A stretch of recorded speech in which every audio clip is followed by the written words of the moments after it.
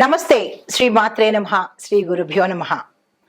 మన ఖగోళ శాస్త్రంలో జ్యోతిష్యం ప్రకారము ఖగోళంలో ఎప్పుడు ప్రతి నిత్యము ఈ గ్రహాలు సంచారం చేస్తూ ఉంటాయి. చంద్రుడు 2.5 రోజులకు ఒకసారి సంచారం చేస్తుంటాడు.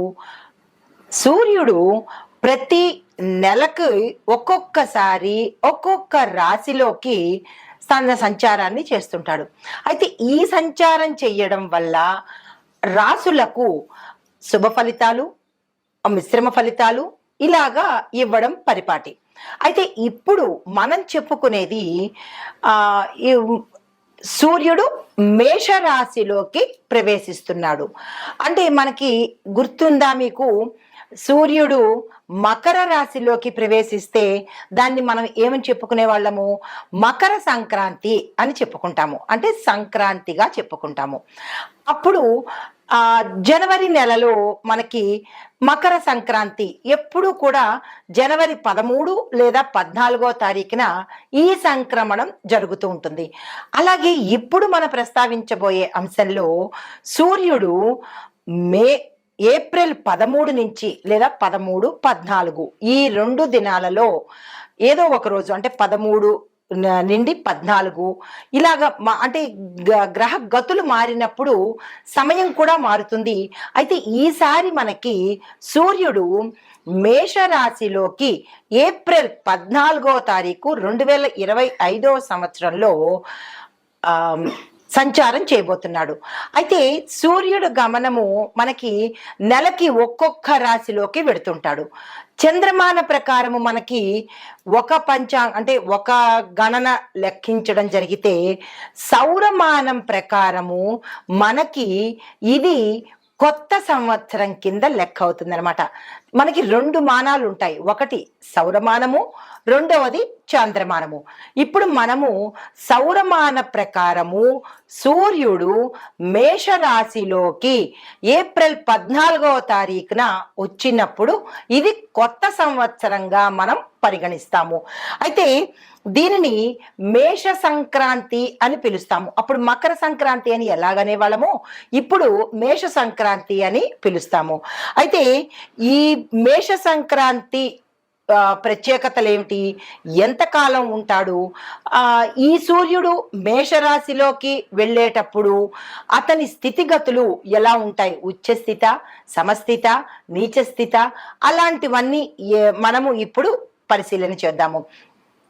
అయితే భారతీయ జ్యోతిష శాస్త్ర ప్రకారము ఈ రోజు చాలా అత్యంత ప్రముఖమైన రోజు అన్నమాట. సూర్యుడు మేషరాశిలోకి రావడము అత్యంత ప్రముఖమైన రోజు, శుభప్రదమైన రోజు అన్నమాట. అయితే ఈ మేషరాశిలోకి సూర్యుడు ప్రవేశించడం వల్ల అది తన సొంత ఇంట్లోకి, అంటే ప్రథమంగా మనకి మేషం నుంచి ద్వాదశ రాశులు మీనంతో సరి అవుతుంది అనమాట. మళ్ళా తిరిగి గ్రహగమనము మేషం నుంచి మొదలవడంతో కొంతమందికి శుభ ఫలితాలు, కొంతమందికి మిశ్రమ ఫలితాలను ఇస్తుంటాడు. అయితే ఇప్పుడు మనం ముందుగా ఈ సూర్యుడు ప్రప్రథమంగా చెప్పుకోవాలంటే మేషరాశిలోంచే తన గమనాన్ని సౌరమాన ప్రకారంగా ఇస్తున్నాడు, సంచరిస్తున్నాడు. కాబట్టి దీనికి ఉచ్చ స్థితిలో ఉన్నాడన్నమాట. ఆ ఉచ్చ స్థితిలో ఉండడం, ఎప్పుడైతే ఉచ్చ స్థితి, హై రేంజ్, ఎనర్జెటిక్ గా ఎప్పుడైతే ఉంటాడో అతని నుంచి వచ్చే ఫలితాలు కూడా మేషరాశి వారికి విశేషమైన ఫలితాలను ఒక్క నెల రోజుల పాటు ఇవ్వబోతున్నాడు.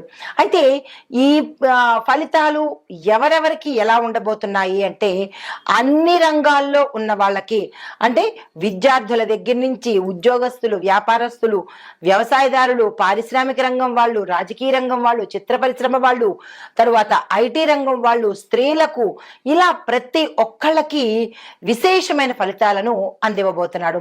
అయితే ఈ ఫలితాలలో ముందుగా అయితే ప్రధానంగా ఈ మేష సంక్రాంతి సమయానికి గ్రహస్థితులు ఎలా ఉన్నాయి అంటే కనుక సూర్యుడు మేషరాశిలో ఉచ్చ స్థితిలో ఉన్నాడు, బృహస్పతి కూడా మేషరాశిలోనే ఉన్నాడు, శని కుంభరాశిలోను, కుజుడు మీనరాశిలోను, రాహువు మీనరాశిలోను, కేతువు కన్య రాశిలోనూ సంచారం చేస్తున్నాడు. తదుపరి రాశి మిథున రాశి. ఈ రాశిలో సూర్యుడు 11వ స్థానంలో ఉండడం వల్ల ఆర్థిక పరమైన లాభాలు విశేషంగా ఇస్తున్నాడు. ఏ రంగంలో ఉన్న వాళ్ళకైనా, విద్యార్థులకైనా, ఉద్యోగస్తులకైనా, వ్యాపార వ్యవసాయ వర్తక పారిశ్రామిక వాణిజ్య రంగము, రియల్ ఎస్టేట్ రంగము, ఇలాగా కాంట్రాక్ట్ రంగంలో ఉన్న వాళ్ళకి ప్రతి ఒక్కళ్ళకి కూడా విశేషమైన ధనలాభాలని ఇస్తున్నాడు. ఇప్పుడు మీరు ఎట్లాగా పెట్టుబడులు పెట్టుకుంటారో, నూతన వ్యాపార ప్రయత్నాలు చేస్తారో, లేదంటే ఇంకా కొత్తగా ఏదైనా విదేశాల్లో టైఅప్ పెట్టుకుంటారో, వ్యాపార విస్తరణ చేసుకుంటారో, ఇక మీ ఇష్టము. ఎంత పెట్టుకుంటారో అంతకి 100 వచ్చేటట్టుగా సూర్యుడు మీకు తన ఈ గమనంలో, అంటే ఈ నెల రోజుల గమనంలో మీకు అందివ్వబోతున్నాడు. ప్రతి ఒక్కళ్ళు మీ ప్రణాళికలు తప్పనిసరిగా వేసేసుకోండి. అయితే ఉద్యోగస్తులకి ఎలా ఇస్తున్నాడు అంటే కనుక, ఉద్యోగస్తులకు ప్యాకేజీ పెరగడము, తర్వాత ఇంక్రిమెంట్స్ పడడము, దీంతో పాటు ఏరియర్స్ ఏవైనా గతంలో ఆగిపోయి ఉంటే వాళ్ళ ద్వారా, అంటే వాళ్ళు తీసుకొచ్చి, అంటే మీ పై యజమానులు మీకు ఏరియర్స్ను ఇవ్వడము, ఆకస్మిక ధనప్రాప్తి, శుభకార్యాలు చేసేదానికి మీ చేతిలో డబ్బులు లేని పక్షంలో 4 వైపుల నుంచి ధనము సమకూరే పరిస్థితి, శుభవార్తలు వినే పరిస్థితి, దీంతో పాటు వివాహం అయ్యే పరిస్థితి. వివాహం కూడా ఈ రాశిలో ఉండేవారు కనుక ప్రయత్నం చేస్తే గొప్పింటి సంబంధాలు వచ్చే అవకాశం కూడా గోచరిస్తోంది. అంటే ఆ స్త్రీలకు పురుషులు గొప్పింటి వాళ్ళు వస్తారు, పురుషులకు స్త్రీలు గొప్పింటి వాళ్ళు వచ్చే అవకాశం ఉంది. ఈ సమయాన్ని అస్సలు వృధా చేసుకోకండి. ఇవి ఈ 30 రోజులు మీకు 30 బంగారు కాసులు లాంటివి. ఎంత జాగ్రత్తగా వాడుకుంటారో, ఎంత తెలివిగా ఉపయోగించుకుంటారో అది మీ చేతిలో ఉంది. అస్సలు వృధా చేసుకోకండి. అయితే రాజకీయ నాయకులకు చూసినట్టయితే కనుక పదవులు వస్తాయి, ప్రజలు మీ మాట వింటారు, అధిష్టానం కూడా మీ మీద గౌరవంతో మీరు ఏ ప్రణాళికలు వేసినా, ఏ పథకాలు వేసినా చక్కగా ఆమోదించే అవకాశం కనబడుతుంది. మీ యొక్క తెలివితేటలు, నాయకత్వ లక్షణాలు కూడా ఈ సమయంలో బయటపడి మీరు ఏది చెబితే అది వేదంలాగా ప్రజలు పాటించడం కానీ, ఆమోదించడం కానీ, హర్షాన్ని వ్యక్తం చేయడం కానీ చేస్తారు. తప్పనిసరిగా ఆ పని చేయండి. అయితే కొత్తగా రాజకీయ రంగంలోకి వద్దాము అని అనుకున్న వాళ్ళు, లేదా పదవుల్లో చేంజెస్ తీసుకురావడానికి కానీ, లేదా వేరే అంటే పోర్ట్ఫోలియోస్ మార్చుకోవాలి అని అనుకున్న వాళ్ళు ఆ సంకల్పం చేసుకున్నట్టయితే మీ యొక్క అధిష్టానము మీ యొక్క కష్టాన్ని, మీ యొక్క డెడికేషన్ని, మీ యొక్క అంకిత భావాన్ని గుర్తుపెట్టుకుని మీరు అనుకున్న పదవుల్లోకి తీసుకువెళ్లే అవకాశము ఈ 30 రోజుల్లో గోచరిస్తోంది. అయితే రియల్ ఎస్టేట్ రంగం వాళ్ళకి, ఐటీ రంగం వాళ్ళకి, చిత్ర పరిశ్రమలో ఉన్న వారికి, వ్యవసాయదారులకు కూడా చాలా చక్కగా ఉండబోతోంది. కుటుంబంలో శుభవార్తలు వింటారు. ఎవరైతే వ్యవసాయదారులు ఈ సమయంలో మేము ఈ పంటలు వేసుకోవాలి అని అనుకున్న వాళ్ళు తక్షణమే ఆ పంటలు వేసుకునే ప్రయత్నం చేయండి. కాలానుగుణంగా మీరు పంటలు వేసుకున్నట్టయితే విశేషమైన లాభాలు వస్తాయి. కాకపోతే వ్యవసాయదారులు ఒక చిన్న జాగ్రత్తలు తీసుకోవాలి. మనకి అతివృష్టి, అనావృష్టి సీజన్స్ ప్రారంభమైనవి కాబట్టి ఎక్కువ అకాల వర్షాలు కొన్ని ప్రాంతాల్లో ఉంటున్నాయి. పంటలకు కూడా నష్టమయ్యే అవకాశం ఉంది. కాబట్టి ముందస్తు హెచ్చరికగా వ్యవసాయదారులకు చెప్పేది ఏంటంటే, మీరు మీ పంట పరిసర ప్రాంతాల్లో జాగ్రత్తలు తీసుకోండి. లోతట్టు ప్రాంతాల్లో ఉన్నవాళ్ళు కానీ, ఎత్తు మెరక ప్రాంతాల్లో ఉన్నవారు కానీ, రైతులు ఉంటే జాగ్రత్తలు తీసుకునే ప్రయత్నం తప్పనిసరిగా చేసుకోండి. లోతట్టు ప్రాంతాల్లో ఉన్నవాళ్ళు ఆనకట్టలు కట్టుకోవడము, మీ ప్రయత్నాలు ఏవో ఉంటాయి కదా, అవి మీరు చేసుకునే ప్రయత్నం చేసుకోండి. ఎక్కువగా అంటే మెరక అంటే ఎత్తు ప్రదేశంలో ఉన్న వాళ్ళు నీటికి సంబంధించినటువంటి ఇబ్బందులు తలెత్తే అవకాశం ఉంది. దానికి సంబంధించినటువంటి జాగ్రత్తలు కానీ, ప్రత్యామ్నాయాలు కానీ ఈ సమయంలో తీసుకోండి. ఈ 30 రోజులు మీకు అత్యంత విలువైన సమయము, వృధా చేసుకోకండి. అయితే కొత్తగా ఏమైనా వ్యాపారాలు ప్రారంభించుకోవాలన్నా ఈ సమయంలో వెంటనే ప్రారంభించండి. పేర్లు సరి చేసుకోవాలన్నా, అంటే మీ యొక్క వ్యాపార సంస్థల పేర్లు సరి చేసుకోవాలన్నా కానీ ఇదే చక్కని సమయము. వెంటనే ఆ ప్రయత్నం చేసుకోండి. వివాహం కోసం ప్రయత్నం చేసేవాళ్ళు తప్పనిసరిగా వివాహ ప్రయత్నాలు చేయండి. మంచి సంబంధాలు కుదురుతాయి. ఏ రంగంలో ఉన్న వాళ్ళైనా సరే మంచి మంచి కార్యక్రమాలు మొదలు పెట్టాలి అంటే కనుక ఇది కరెక్ట్ టైము. సూర్యుడు అన్ని రకాలుగా ఉచ్చ స్థితిలో ఉన్నాడు కాబట్టి అడిగిన వాళ్ళకి అడిగినట్టు వరాలు ఇచ్చే అవకాశము ఈ సమయంలో కనబడుతోంది. ప్రయత్నలోపం మీదే అవుతుంది, వృధా చేసుకోకండి. అయితే విద్యార్థులు కనుక చూసినట్టయితే మీరు ఏదైనా కొత్త కోర్సుల్లో చేరాలన్నా లేదా విదేశాలు వెళ్ళాలన్నా మీ కోరిక, అక్కడ స్థిరపడాలన్న కోరిక కూడా ఈ సమయంలో అవుతుంది కాబట్టి తక్షణమే ఆ ఏర్పాట్లు చేసుకోండి.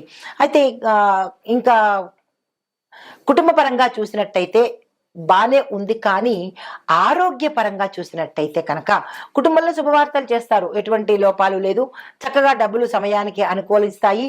కానీ ఆరోగ్యం దగ్గరికి వచ్చేటప్పటికీ కొంతమందికి తలకు సంబంధించినటువంటి రుగ్మతలు, కళ్ళకు సంబంధించిన అంటే నేత్ర సంబంధిత వ్యాధులు వచ్చే అవకాశం కనబడుతోంది.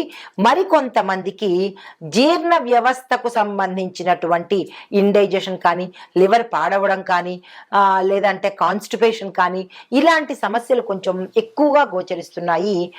జాగ్రత్తలు తీసుకునే ప్రయత్నం చేయండి. అయితే మీకు చెప్పదగిన పరిహారము ఈరోజు ఇక్కడి నుంచి అంటే ఈరోజు ఏప్రిల్ 14వ తారీఖు నుంచి మళ్ళా నెల రోజుల పాటు ప్రతి బుధవారము గణపతికి పూజ చేసుకునే ప్రయత్నం చేయండి. గరికమాలు సమర్పించు కానీ లేదా చెరుకును సమర్పించు కానీ తప్పనిసరిగా ఈ ప్రతి బుధవారము గణపతిని మాత్రమే పూజించేటట్టుగా చేసుకోండి. దానికి ఒక చిన్ని మంత్రాన్ని మీకు ఇస్తున్నాను. ఓం గం గణపతయే నమః అనే ఈ మంత్రాన్ని కానీ ఇది చదవడం రాదు అని అనుకున్న వాళ్ళు గణపతి యొక్క 32 నామాలను 3 సార్లు చదువుకున్నట్టయితే కనుక విశేషమైన ఫలితాలు పొందుతారు. ఇది ఈ రాశిలో వాళ్ళకి చెప్పదగిన మేష సంక్రాంతి ఫలితాలు, పరిహారాలు గోచార రీత్యా. నమస్తే.